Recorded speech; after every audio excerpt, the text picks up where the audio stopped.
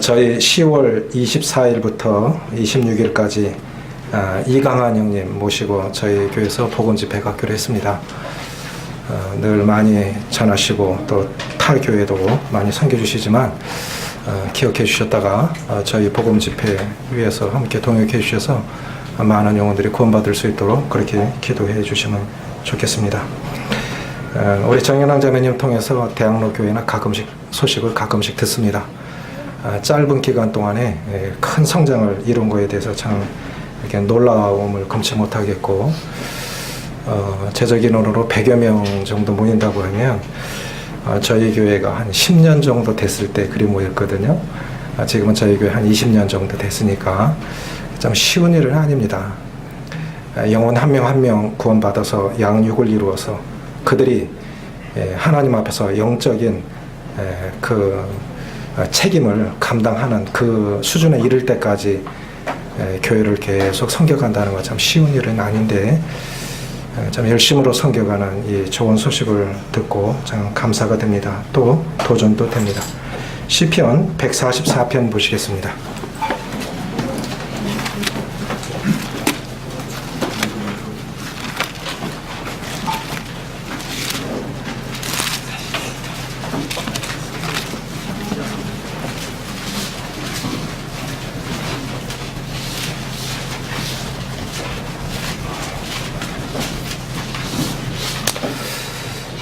시편 144편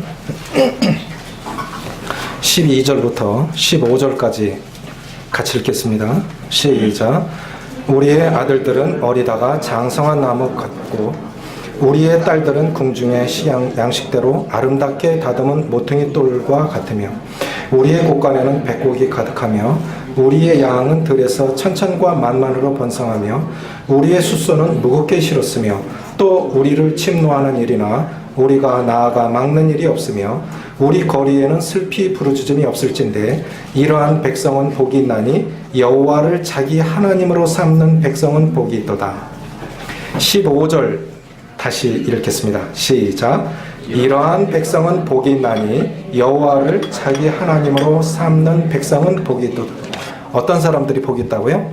여호와를 자기 하나님으로 삼는 백성은 복이 있도다. 8월 10일부터 8월 8일부터 10일까지인가요? 서울 북부교회에서 수양회 때 두 번째 시간에 소개한 말씀인데, 저는 이 본문 말씀을 기도할 때 인용합니다. 그대로 외워서 인용을 하는데, 이 기도 내용은 정말 중요하다고 생각이 되집니다. 그리스도인들에게 있어서 세상 사람들의 행복의 기준과 하나님을 모시고 사는 그리스도인들의 복의 기준은 당연히 다를 수밖에 없습니다. 하나님 믿는 사람과 없는 사람은 당연히 다를 수밖에 없죠. 그리스도인들에게 있어서의 복의 기준은 무엇일까요? 그리스도인들은 어느 때 행복하십니까? 어느 때 슬프십니까? 무엇으로 기뻐하십니까? 좋은 교회는 어떻게 만들어집니까? 나쁜 교회는 어떤 교회일까요? 선진국과 후진국의 차이는 뭘까요? 질문이 너무 많죠? 저는 선진국과 후진국의 차이는 의식의 차이라고 봐요. 의식. 서울은 GNP 한 2만 불, 울산은 3만 불, 거제도는 4만 불입니다. 국민소득이 4만 불이에요, 거제도가. 그러면 거제도 사람들이 서울 사람만큼의 의식을 갖고 있을까요? 그렇지 못해요. 우리나라가 선진국에 진입했다고 하지만 제가 볼 때는 한참 멀었어요. 외국에 다녀보면 우리는 아직 멀었다고 생각이 되집니다. 그럼 좋은 교회와 나쁜 교회의 차이는 뭘까요? 좋은 교회는 어떤 교회일까요? 나쁜 교회는 어떤 교회일까요? 어느 분이 이렇게 정의를 했습니다. 좋은 교회란, 따라해 보실까요? 조화로운 교회. 저는 교회를 좀 표현이 조금 저속하지만 교회가 만물상 같아요. 별별 사람들이 다 모여 있습니다. 교회를 구성하는 사람들은 다양하기 때문에 이 다양함 속에서 하나됨을 이루어가는 이 조화로움, 정말 쉽지 않습니다. 생각이 다르고 성향이 다르고 기질이 다르고 성격이 다르고 배경이 다르고 다 다른 이 사람들을 하나로 하나됨을 이루어서 하나님의 나라를 확장해 나가는 이 거룩한 하나의 집합체를 이루어간다는, 정말 독특한 사람들이 다 모여 있는데 이것을 하나로 이루어서 나간다는 거 정말 쉽지 않습니다. 그것을 가장 중요한 건 뭘까요? 저는 교회를 하나 되게 하는 가장 강력한 끈은 사랑이라고 믿습니다. 사랑이 식어지면 다른 거 아무리 훌륭해도 어려워지는 것 같아요. 그런데 사랑만 있으면 헌신 저절로 일어나요. 섬기고 싶어요. 그럼 사랑만 있으면 되냐? 그건 아니죠. 믿음, 소망, 사랑 이 세 가지는 항상 있을 거지만 그 중에 제일은 사랑이라고 하셨죠? 그러려면 이 조화로움은 결국 사랑의 열매다라고 그렇게 생각이 되져요. 그럼 나쁜 교회는 어떤 교회일까요? 좋은 교회는 조화로운 교회인데 나쁜 교회는 어떤 교회일까요? 따라해 보실래요? 이렇게 손가락 이렇게 하시고요. 해보세요. 나쁜인 교회. 그냥 내 생각대로 되어져야 돼요. 교회가 내 생각대로. 왜 그렇게 했냐? 왜 그러냐는 거예요. 나쁜인 교회예요. 교회는 어떻게 되든 상대가 어떤 상처를 받든 상관없어요. 왜 내 생각처럼 안 했냐? 내 분별과 왜 다르냐? 나쁜인 교회. 일이 되다 보면 나쁜 교회가 돼요.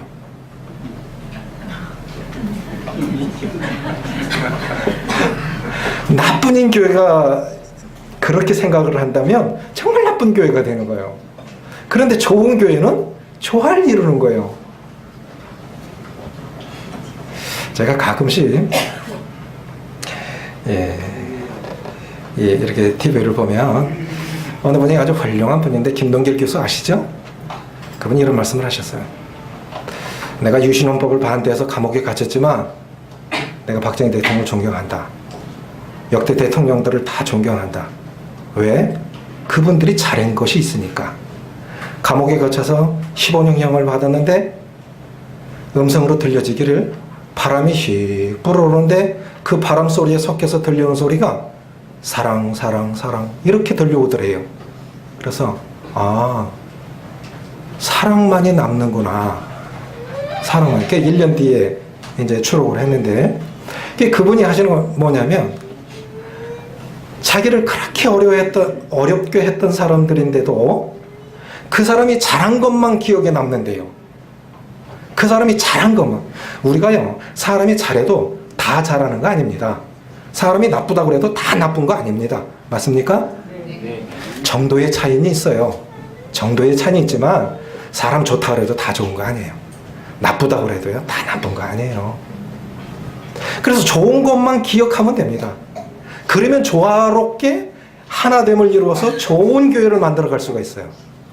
그런데 이 좋은 교회가 한두 사람만이 잘해서 되냐는 거요. 한두 사람만이 잘해서 좋은 교회가 되냐 이거죠. 이게 희한하게요. 간증이라고 하는 건 이 교회는 우리가 소문 안 내도 소문 저절로 나지는 것 같아요. 여호수아의 명성이 온 땅에 퍼지더라. 누가 내신 거예요? 하나님이 소문 퍼지신 거예요. 미국에 가신 어느 참회님이 선교사 부인이신데 참회님이 해마다 편지를 보내오시는데 이 말씀을 인용하면서 대구 팔공고 옛날에 대구 북부교회죠. 대구 북부교회가 이렇게 전국과 세계 가운데 소문이 나길 원합니다.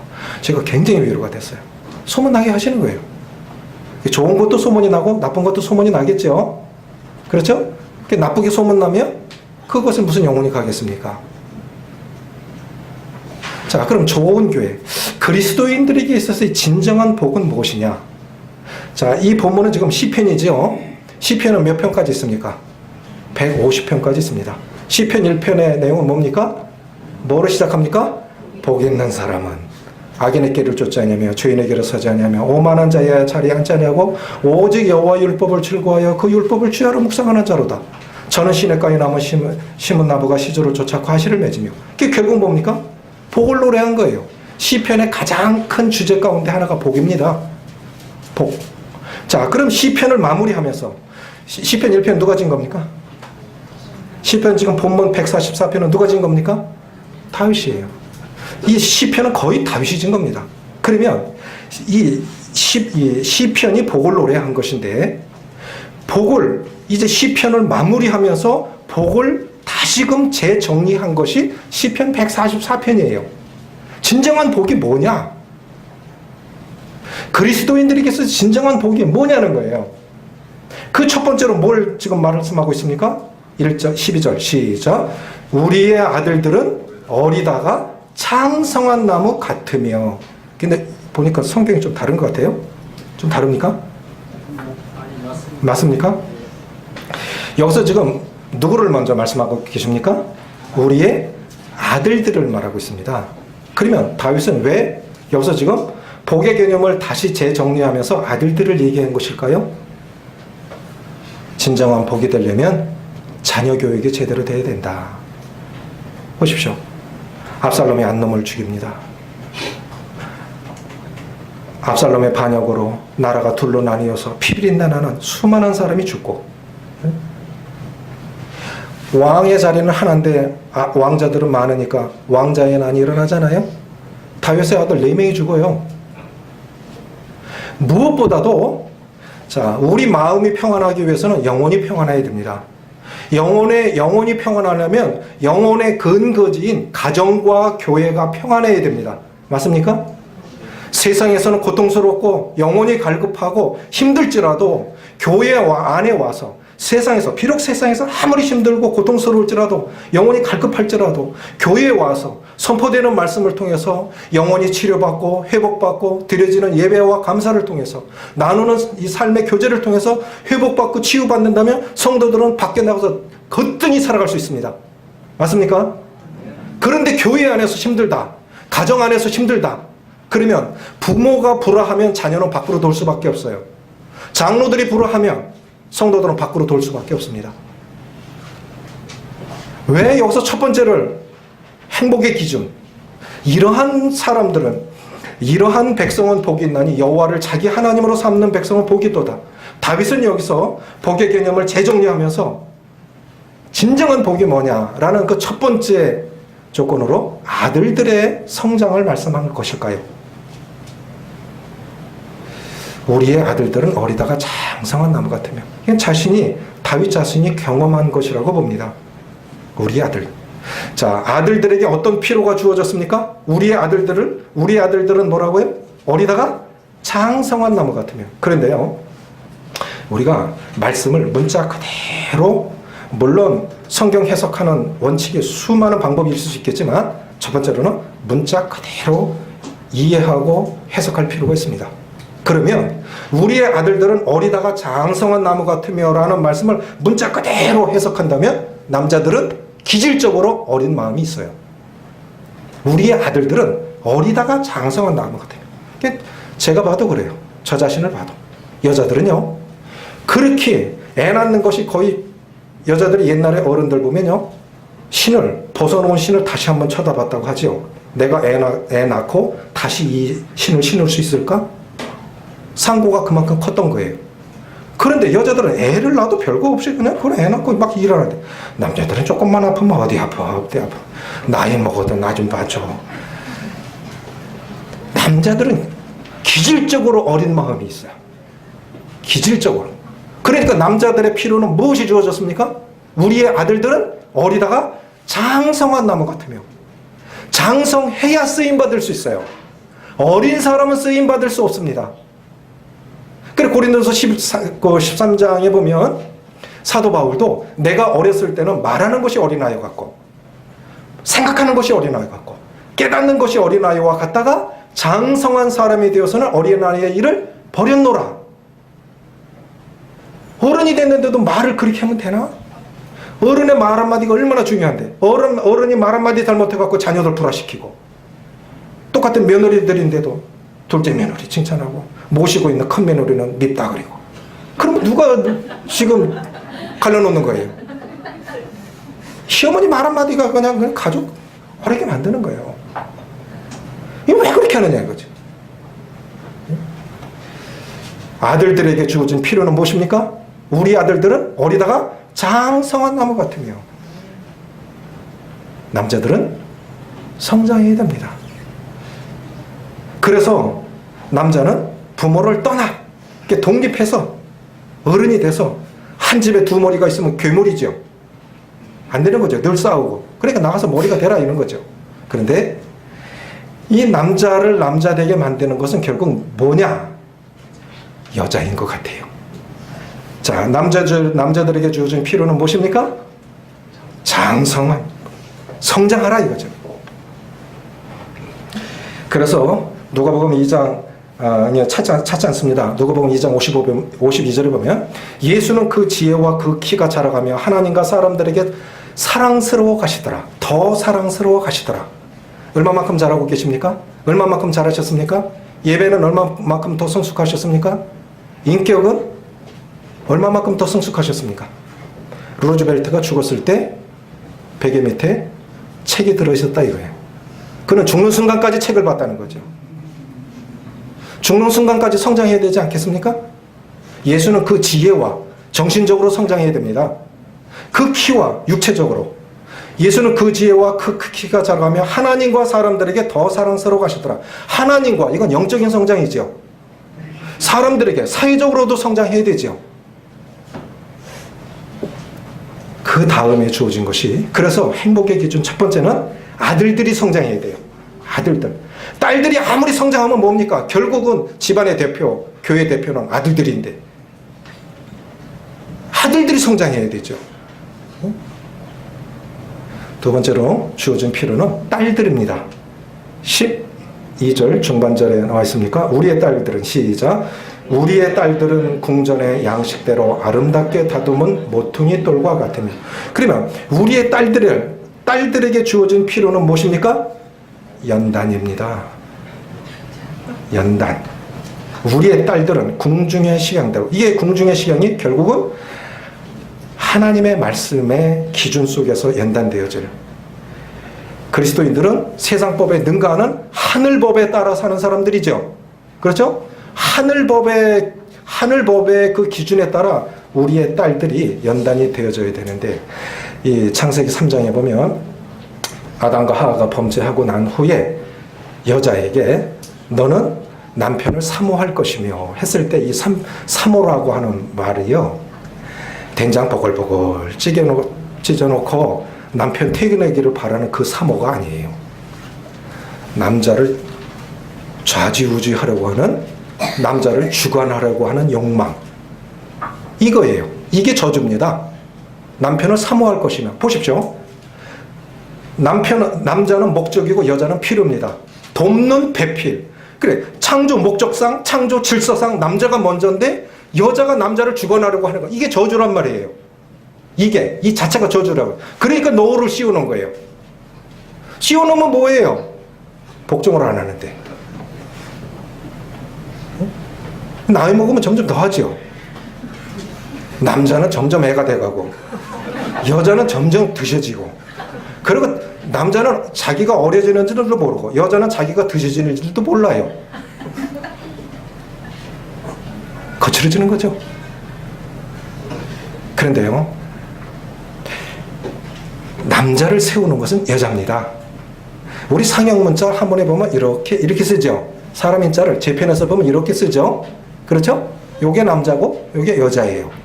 그래, 남자, 여자. 그래, 남자를 세우는 거는 여자예요. 그래서 남자가 말을 하면 니 잘났다고 빠져버리면 돼. 코 박는 거지. 집안 잘 되고 못 되는 것도, 교회 잘 되고 못 되는 것도 결국은 아내들이 어떻게 돕느냐에 달려 있어요. 자, 아이들이 집에 오면 누구 찾습니까? 왜 아빠 안 찾아요? 돈은 누가 벌어다 주는데? 예? 왜 아빠 안 찾아요? 그게 엄마의 존재예요.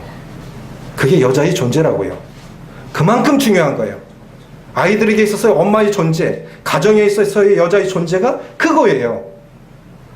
엄마 확인하면 이제 엄마 안 봐도 돼. 이 가정이라는, 이 교회라는 구조물을 그 자리에서 묵묵히 떠받쳐준 자매님들에 대해서 감사해야 됩니다. 그분들이 지금은 조금만 마음에 안 맞으면, 성격이 안 맞아서, 저희 은퇴 장로님 계신데 그 친구분 얘기를 들으면요, 손자가 보고 싶어서 미치겠는 거예요. 그래 가서 뭐를 가지고 가면 또 시부모 오는 걸 또 싫어해요, 며느리가. 사실 손자 보고 싶어서 미치겠는데 무슨 핑계거리 없나. 그래서 김치를 담궈 갖고 그 아파트 밑에 가고, 얘야 김치 담궈 왔다. 그러니까 며느리가 경비실에 놓고 가세요. 그래서 울고 왔다는 거예요. 자꾸 전화하면 이혼할 판이니까 울며 돌아와야 돼요. 지금은 그래요. 자, 그럴 것 같으면 우리의 부모님들이요, 정말 험악한 세상을 살았잖아요. 일제강점기, 6.25 동란, 그 정말 어려웠던 시절을 다 참아내면서 오히려 지금은 어르신들이 불쌍해요. 시집살이 다 살고 며느리한테 또 시집살 해야 되고, 정말 어른들 불쌍해요. 그런데 그거 다 참아냈기 때문에 가정이 여기 그래도 온전하게 지금까지 그래도 온 거 아니겠습니까? 지금 젊은이들처럼 우리 어른들이 했더라면 우리 불쌍한 사람들이 됐을 거예요.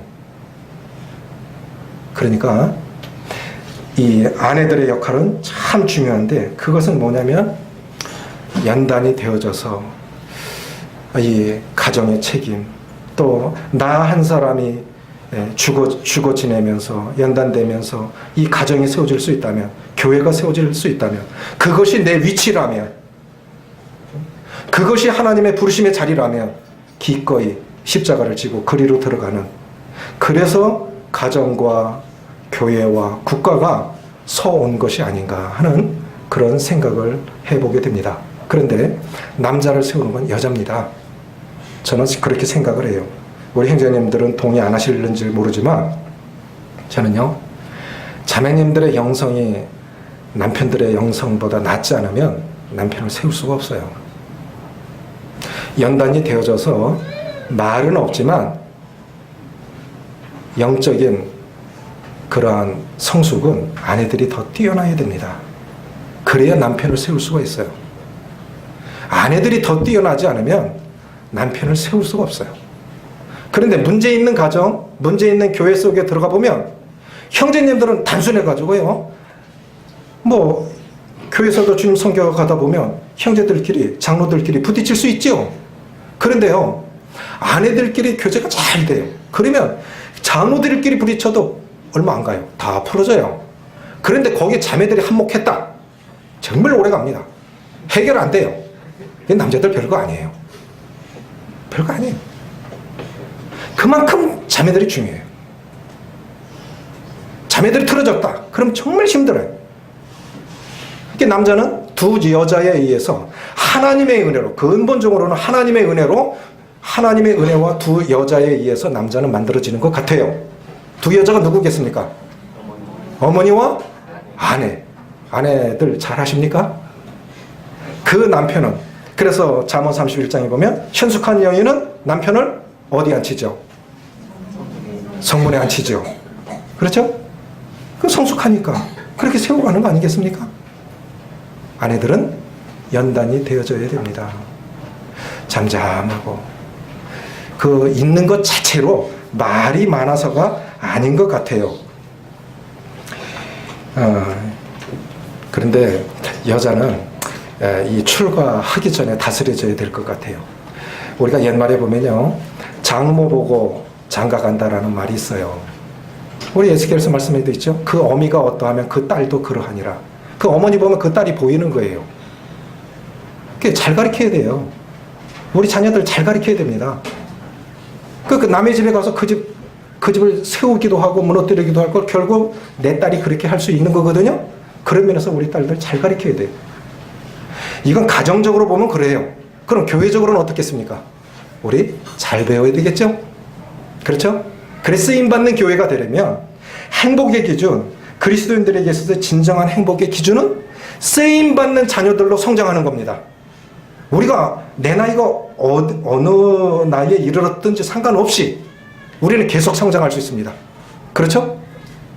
우리의 겉사람은 후패하나 우리 속사람은 날로 새롭도다.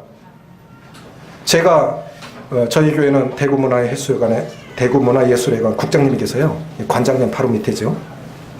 그분이 총괄하는 거예요. 실무자인데. 그래서 이제 연주회를 이제 자주 가요. 이 무식한 사람이 이 귀가 뚫리는 데는 10년 이상 걸렸습니다. 지금은요, 이제는 모든 소리가 다 들릴 정도로 귀는 뚫렸어요. 그런데 한 번은 외국의 어느 지휘자가 왔는데요. 1시간 정도 연주를 하는데 악보가 없어요. 제가 놀랐어요. 저기 가능하냐. 악보가 없이 혼자는 취해서 이렇게 하는데 저게 가능하냐고 물어봤어요.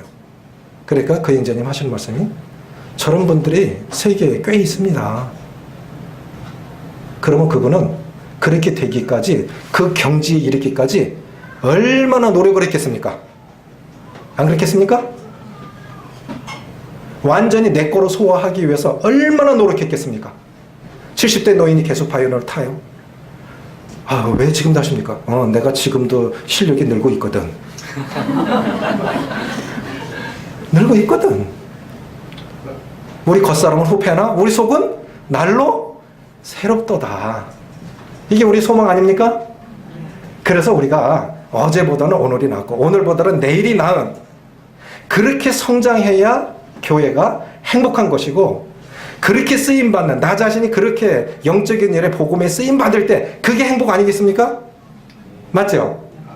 그러면 그리스도인들의 행복의 첫 번째 기준은 쓰임받는 자녀들로 성장해 가야 된다 이거예요. 두 번째 13절 시작. 우리의 곳간에는 백곡이 가득하며.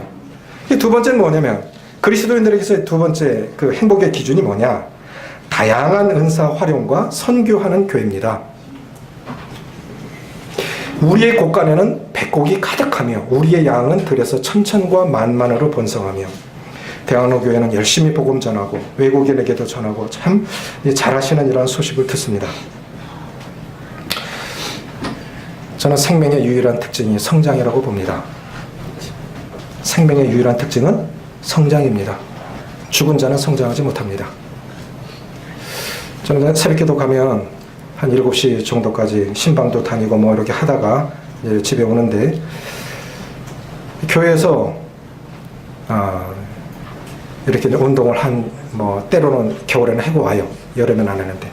그런데 한 번은 비가 와서 햇빛도 없겠다 운동하고 와야겠다 가는데 아스팔트 위인데요. 그 운동하는 올레길 같이 잘 만들어 놓은 신도시에 만들어 놓은 도로예요. 그런데 희한하게요. 도보로 걷게 만든 아스팔트니까 두껍게 깔진 않았겠죠. 얇게 깔았겠죠. 그런데 희한하게 아스팔트 위에 풀이 올라와 있는 거예요. 처음에 눈을 의심했어요. 이게 정말 맞나? 그렇다니요. 아스팔트가 이렇게 뒤집어져가지고 억새풀이 올라와 있어요. 그래서 제가 그렇게 이렇게 말하면 아무도 안 믿을 것 같아가지고 사진을 찍어놨어요. 생명이 그렇게 강한 거예요. 아스팔트도 뒤집어 놓고 생명이 올라왔어요. 이 생명이 이렇게 강한 겁니다. 생명의 유일한 특징은 성장하는 겁니다. 우리의 양들은 들에서 천천과 만만으로 번성하며. 그런데 이 양들이 이 안에서 그 양과 목자 그 책을 보면 어느 목사님이 실제로 양을 키웠는데 이 우두머리 되는 이 지도자급에 있는 양들이 막 싸우면요 머리를 들고 빡빡 부딪히면 새끼들이 무서워서 막 도망다니고 새끼 뵌 그 양은 낙태까지 한대요. 그럼 교회가 우리의 양들은 들에서 천천과 만만으로 번성하려면 교회가 평안해야 되겠죠. 그렇죠? 하나님이 정말 기뻐하시는 것은 생명의 잉태일 것입니다. 하나님의 거룩한 소원이 있습니다. 하나님도 소원이 있으세요. 디모데전서 2장 4절 보면 하나님은 모든 사람이 구원을 받으며 진리를 아는 데 이르기를 원하시느니라. 그러셨죠? 모든 사람이 구원받는 것. 이게 하나님의 거룩한 소원이에요. 이 하나님의 거룩한 소원이 결국은 우리 삶의 목표입니다. 삶의 이유이죠. 교회가 지상에 존재하는 이유가 무엇이겠습니까? 아직도 복음 전해야 할 지역과 대상이 있기 때문이 아니겠습니까? 대학로 교회를 왜 이 비싼 땅에 여기 세웠겠습니까? 이 지역사회를 복음화하기 위해서 주님이 그렇게 하신 것 아니겠습니까? 그리스도인들이 슬플 때는요, 복음의 역사도 없고 침례의 역사도 없을 때 참 슬퍼요. 안 그렇습니까? 4년, 5년이 지났는데도 침례자가 한 명도 없는 교회 소식을 한번 들은 적이 있어요. 어떻게 그럴 수가 있을까? 물론 일시적으로 예배당을 짓는다든가, 저희도 2년 전에 예배당을 짓고 참 힘들었는데 사단이 싫어하는 것 같아요. 이번에 증축을 또 했어요. 그런데 또 한 번 시련을 겪었어요. 하여간 하나님의 일을 하면, 그래 복음 이렇게 건물을 지어 놓으니까 건물도 간증이에요. 건물도 땅이 한 730평 정도 되니까 괜찮지요. 거기다 건물 한 270평 정도 지어놨으니까 아담해요. 예비군들 와서 교육해라고 그래요. 그럼 얼마나 좋습니까? 예배당도 극장식으로 이렇게 돼 있고 하니까 너무 좋아하는 거예요. 소풍도 와요. 이 하나의 간증이 되는 거예요. 그런데 복음의 역사가 없다? 그 건물 뭔데? 그렇게 헌신한 건 뭐예요? 의미가 없어요. 그렇게 했는데도 영혼이 구원받는 역사가 없다면 수백억을 지어놨는데 관광 명소가 됐습니다. 유럽 교회들처럼. 그게 무슨 의미가 있느냐 말이에요. 영혼이 거듭나는 역사가 없는데. 그리스도인이 행복하려면 여기저기서 구원의 역사가 일어나고 영혼들 데려오고 기도해 주세요. 식사 초대해 주세요. 그래서 영혼들이 구원받는 새 생명이 막 일어나는 이런 역사들을 볼 때 누가복음 15장에 보면 하나님이 뭘 기뻐하십니까? 회개할 것 없는 한 사람보다 99보다? 뭐예요? 잘 기억이 안 나네. 천국에서는 회개할 것 없는 의인 99보다 회개할 영혼 한 명이 돌아오는 것을 더 기뻐하시는 거지요. 그렇죠? 그래, 그 하나님의 기쁨이 우리의 기쁨이 되는 게 그게 진짜 행복입니다. 맞습니까? 하나님의 기쁨이 내 기쁨이 될 때 그게 기쁜 거예요. 이리 생각해요. 세상에서 부자로 죽는 게 참 불행하다고 생각해요. 요즘 하우스푸어라고는 말 있죠. 수백억 대 부자로 살다 죽었어. 물론 열심히 잘 섬기다 죽으면 좋은데 수백억 대 그렇게 모으려면 얼마나 힘들었겠습니까? 그러니까 부자로 살다 죽은 거예요. 그렇게 모으고 쓰지도 못하고. 다 흩어구제하라는 말은 아니지만요. 이 말은 미국의 한 유명한 분이 자선사업하는 분이 한 말이에요. 부자로 죽는 건 참 불행한 일이다. 정말 그것이 복음의 영적인 일에 하나님 기뻐하시는 일에 쓰임받다 갔다면, 제가 서울 북부에 수양에 갔는데 누가 저를 찾아왔어요. 형제님, 노광훈 형제님 맞아요? 예. 저 아시겠어요? 17년 전에 할빈에 와서 저한테 복음 전해주셨잖아요. 할빈에? 연변에요. 연변에 그 약사 자매님이 있죠. 그 약사 자매님 2층에서 저한테 복음 전해줬잖아요.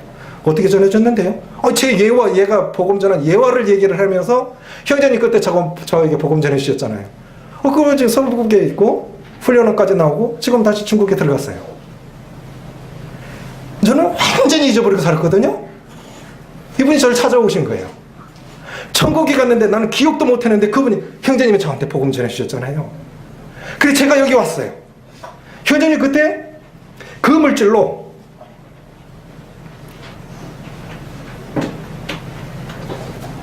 참 어려울 때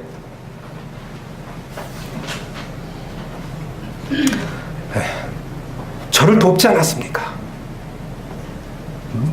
물질이 간 게 아니라 그 물질이 주님 일을 하게 하는 거죠. 그렇죠? 이 시대는 거룩한 물질이 없어서 주님의 역사가 늦습니다. 나를 위해서 쓸 돈은 많아요. 자식을 위해서 쓸 돈은 준비되어 있어요. 주님을 위해서 드릴 거룩한 물질이 없어서 주님의 역사가 더딥니다. 저희는 증축하는 중에 한 8천만 원 들었는데요. 32평 졌으니까 뭐 크게 한 건 아니죠. 그 와중에 캄보디아에도 성경금을 했어요. 한 개인 성도님이 한 1,400만 원 했고, 교회적으로도 또 이렇게 모아서 한 500만 원 정도 넘게 보내는. 저는 하여간 돈 쓰자고 해서 맨날 요구도 먹어요. 그거 일 좀 그만 벌려. 저는 자꾸 일 벌릴 것만 보이는 거예요. 편지가 왔는데 형제님 정말 절박할 때 살얼음 판을 걷는 것 같은 절박할 때 이물질을 보내주셔서 정말 감사합니다. 자, 이렇게 물질도 복음의 역사에 쓰임받는 거죠. 우리의 양들은 들에서 천천과 만만으로 번성하는 거. 그래서 그 교회가 10년 전에도 100명이었는데 20년 뒤에도 100명이야? 아니 줄어들었어? 그럼 누구에게도 이건 기쁨이 안 됩니다. 맞습니까? 우리가 양적으로도 그렇게 질적으로도 성장해야 되지만 양적으로도 성장을 해야 돼요. 그게 하나님의 기쁨이고 그게 교회 기쁨입니다. 구원의 역사가 계속 일어나고 그런 침례 역사가 계속 일어나야 하리라고 생각이 되어집니다. 그리고 우리 곳간에는 오곡이 백곡이 가득하며 라고 말씀하신 것 같이 교회도 은사가 다양한 은사가 고루고루 활용이 되어지면 성도들이 참 행복하겠죠. 그 사람에게 주시는 은사는 한계가 있는 것 같아요. 저는 한 달 동안 말씀 안 받거든요. 그런데 교회 잘 돌아가요. 잘 말씀드려요. 아주 저보다 더 잘 전해요. 맨날 제 말씀을 듣다가 다른 성도들 말씀 전하니까 얼마나 좋아하겠습니까? 교회에서도 그런 것 같아요. 다양한 은사가 고루고루 잘 활용이 되어져서 교회가 이 사람 저 사람 모든 은사, 강단의 은사만이 아닙니다. 우리가 한쪽으로 치우치면 안 돼요. 아프다라는 건 균형이 깨졌다는 뜻이겠죠. 맞습니까? 아프다라는 건 균형이 깨진 거예요. 그런데 한 부분만 아파도 만삭히잖아요. 죄 활동 못합니다. 그래서 어떤 은사도 다 거룩하고 어떤 은사도 다 존귀한 거기 때문에 모든 은사가 존귀하게 여김을 받고 다 골고루 쓰임 받을 때 그렇게 인정이 되어질 때 교회가 건강한 거죠. 강단 사역 정말 중요한 겁니다. 그러나 강단 사역만 강조하면 교회는 잘못 가는 거예요. 누가 손발 역할을 하겠습니까? 입만 있고 일을 안 하는데 누가 하겠습니까? 은사가 존귀 여김을 받는 잘 활용되어지는 그런 교회가 행복한 교회겠죠. 세 번째가 14절입니다. 14절 시작. 우리의 숫소는 무겁게 실었으며 또 우리를 침노하는 일이나 우리가 나아가 막는 일이 없으며 우리 거리에는 슬피 부르짖음이 없을진데. 세 번째는 뭐냐면 참 중요한 것인데요. 화목하고 규모 있는 교회를 위한 장로들의 책임입니다. 화목한 가정을 위한 가장의 책임, 부모의 책임, 화목하고 규모 있는 교회를 위한 장로들의 책임. 참 어려운 책임이에요. 우리의 숫소는 무겁게 실었으며 사람이 젊어서 멍에 매는 것이 좋으니 여호와께서 그것을 메우셨습니다. 저도 할 수만 있으면 이 멍에를 벗고 싶어요. 그냥 사역자가 아니라 그냥 평범한 성도로 섬기고 싶습니다. 저희 김조대련님 뵈면서 부러워요. 나는 언제나 저 멍에를 벗을까. 누가 설교 한번 대신해주면 그렇게 고마울 수가 없고요. 그렇게 고마울 수가 없어요. 한 주만이라도 설교 안 하면 참 좋아요. 이 멍에를 언제쯤 벗을 수 있을까? 모세가 내가 이 많은 백성을 낳습니까? 이 짐을 지기에 내가 피곤하나이다. 누가 메우신 거야? 하나님이 메우셨으니까 하나님이 그 멍에 벗겨주시기 전까지는 스스로 못 벗어요. 아비의 역할이 언제 끝납니까? 우리 어르신들 아버지 역할이 언제 끝납니까? 제가 생각할 때 돌아가셔야 끝날 것 같은데 아들 딸 시집 보내면 끝났는 줄 알았는데 손자들 생겼어요. 계속 돌봐야 되죠. 우리 장로님들 위해서 기도하시고요. 장로님들이 그 일을 잘 하시도록 많이 기도하십시오. 제가 생각하기로는요, 자신을 위해서 장로들을 위해서 기도하고 장로들을 사랑해야 돼요. 장로들을 존경해야 됩니다. 장로들을 존경할 때 내 마음이 하나님께서 내 마음을 복되게 하세요. 때때로 안 맞을 때도 있죠. 그런데 내가 존경하지 않는 장로가 말씀을 전하는데 그 말씀이 은혜롭게 와 닿겠습니까? 장로들을 잘 가르치는 자들 배나 존경할 자로 알되라고 말씀하셨기 때문에 장로들을 존경해야 돼요. 주님이 세우신 거예요. 그 교회를 위해서. 그럼 장로들은 무슨 책임이 있냐? 때때로 이런 듣기도 하고 경험하기도 하는데, 뭐 토요일 늦게까지 일하고 주일날 아침에 또 일찍 교회 와서, 성도들이 직장하고 가정하고 교회밖에 없잖아요. 그렇게 열심히들 섬기는데 성도들이 상처받고 교회 안에서 위로받지 못한다면 성도는 어디서 위로를 받을 수 있겠습니까? 결국 이 책임은 장로들의 책임이라는 거예요. 장로들의 책임. 참 어려운 책임이죠. 근데 일을 하면 요거도 먹게 돼 있어요. 요거 안 얻어먹고 잘하시는 분은 제가 없는 것 같아요. 아무도 없는 것 같아요. 그거 각오하고 가셔야 돼요. 각오하고 가셔야 돼요. 제 아내는 아주 철저한 야당입니다. 한 5%, 요즘은 조금 나아져서 한 10% 정도, 한 90% 책망에 10% 정도 칭찬하는 것 같아요. 그래, 나 또 뭘 할 거는, 오지 마. 그런데요, 저희 교회 성도들은 뭐라 그랬냐면, 그러니까 교회가 됐다고 그래요. 저는 그것이 보람이 있어요. 나는 힘들었지만 아내의 비난, 책망, 성도들은 그런 말 못해요.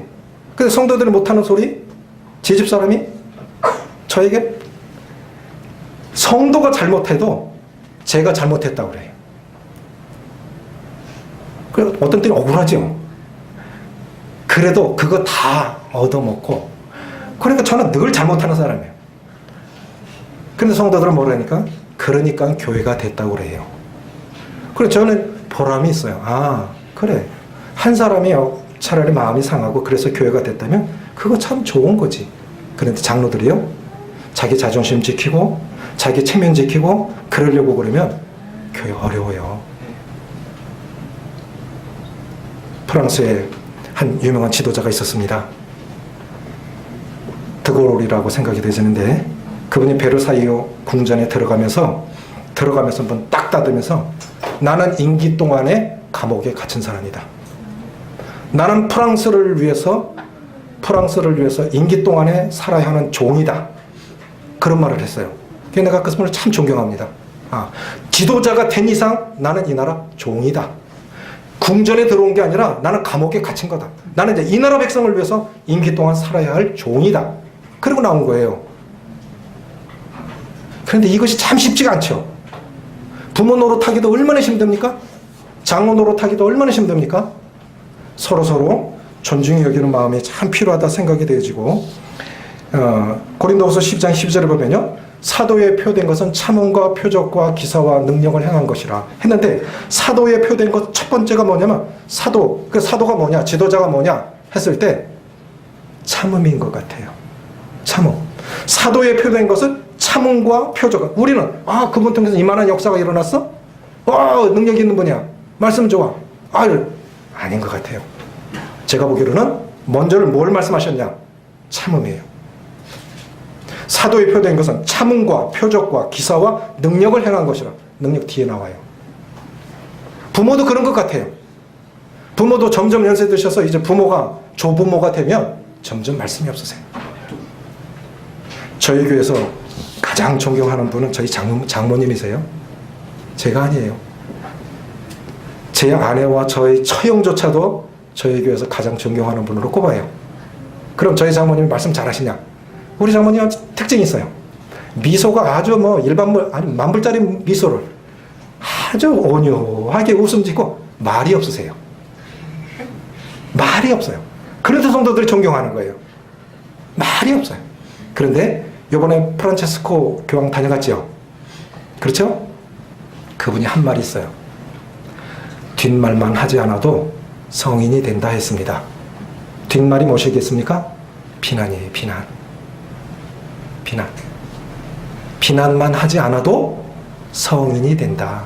성인은 막 열심히 해서가 아니라 낱말하지 않으면, 그게 무엇이겠습니까? 결국은 참음이지요. 자, 14절 다시 보시겠습니다. 시작. 우리 숫소는 무겁게 실었으며 또 또 우리를 침노하는 일이나 우리가 나아가 막는 일이 없으며 우리 거리에는 슬피 부르짖음이 없을진대. 15절 시작. 이러한 백성은 복이 있나니 여호와를 자기 하나님으로 삼는 백성은 복이 있도다. 이러한 백성, 찰스 피니의 인생 좌우명이 무공무방입니다. 좀 어렵죠? 무공, 아무도 공격하지 않고 공격받을 때 방어하지 않는다. 그게 무공무방이에요. 그러니까 누군가 내가 누구 비난하지 않고 공격하지 않고 나를 비난할 때 변명하지 않는다. 변명해봤자 그거 쓸데없더라. 이게 찰스 피니의 인생 좌우명이에요. 근데 여기서 그 말씀이 바로 여기서 나온 것 같아요. 우리를 침노하는 일이나, 그러니까 누군가를 나아가 공격하는 일이나 우리가 나아가 막는 일이 없으면, 이게 변호지요. 그러니까 누구 공격하지도 않고 변호하지도 않고 이렇게 할 때 이러한 가정이나 교회가 행복하다 이겁니다. 솔로몬이 성전을 지을 때 채석장에서 다 다듬어 왔기에 성전 짓는 곳에서는 철 연장 소리나 도끼 소리나 돌 다듬는 소리가 들리지 아니하더라. 그런 그리스도인들에게 있어서 행복이 뭐냐? 교회 안에서, 가정 안에서 다투는 소리 안 나면 그 가정 행복한 거예요. 맞습니까? 그렇게 말처럼 쉽지 않습니다. 쉽지 않습니다. 그런데 그게 진짜 행복이죠. 그러려면 뭐 해야 되겠습니까? 참아야 돼요. 참아야 돼요. 그 방법밖에 없는 것 같아요. 그래서 이러한 백성이 복이 있는 겁니다. 다윗은 시편 1편에서 복을 말했습니다. 시편을 마무리하면서 복의 개념을 다시 정리하면서 진짜 복이 뭐냐? 쓰임받는 자녀들로 우리 아들들은 어리다가 장성한 나무 같고 우리의 딸들은 궁중의 양식대로 잘 다듬은 모퉁이 돌과 같이 연단이 되어지고, 쓰임받는 자녀들로 성장할 때 사회에서도 쓰임받고, 누구 보면 너 집 자녀야? 너 교회 다녀? 이렇게 쓰임받는 자녀들로 성장해 가고, 영국에서 자녀들을 기를 때 똑같이 돈 벌고 많이 배우라고 가르치는데 뭐가 다르냐? 영국은 많이 벌어라. 많이 벌어라. 왜? 있어야 섬길 수 있으니까. 많이 배워라. 우리는 어떻게 해요? 많이 배워야 덜 고생해. 이렇게 해서 가르치죠. 영국은 많이 배워라. 왜? 배워야 크게 섬길 수 있어. 변호사, 의사들은 일반인보다 2만 단어를 더 쓴다고 하죠. 서복정님하고 가까이 지내는데 가보면요, 저하고 얘기할 때는 알아듣는 말로 하는데 다른 의사하고 할 때는 뭐 영어로 다 해갖고 도대체 알아들을 수가 없어요. 그러니까 생명을 다룰 수 있는 거 아닙니까? 많이 배워라. 많이 배워라. 그래야 크게 섬길 수 있어. 모임의 의상도 커질 수 있어. 그래야 복음이 복음될 수 있어. 하나님 믿는 사람 무식하고 가난하고 이런 소리 안 들을 수 있어. 많이 배워. 많이 벌어.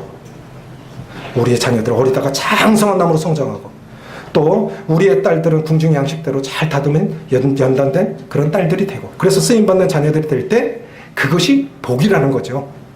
두 번째는, 그래서 시집장가 가서도 그 집에서도 참 칭찬하고, 사에서도 그 교회에서도 다른 교회 청구에서도 고맙습니다. 이런 성도 보내주셔서 고맙습니다. 그런 보람이 되는 거 아니겠습니까? 두 번째는 우리의 곳간에는 백곡이 가득하며 은사가 이렇게 활용이 되어지고, 또 천천과 만만으로 번성하는 이 새끼 낳는 양들처럼 복음의 역사가 일어나고, 또 가정도 교회도 화목하고 규모 있는 가정과 교회가 되어질 때 그것이 행복이라고 믿습니다. 물론 대학로 교회가 그렇게 잘하고 계시겠지만 저는 이것이 참 쉽지가 않아서 사역을 그만두더라도 저는 기도할 때 이 본문을 애워갖고 계속 기도하거든요. 이런 교회 되게 해달라고, 이런 가정 되게 해달라고. 지금 잘 될지라도 앞으로는 또 몰라요.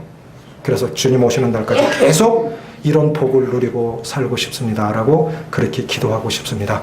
대한로교회 성도님들도 그렇게 기도하셨으면 좋겠습니다. 감사합니다.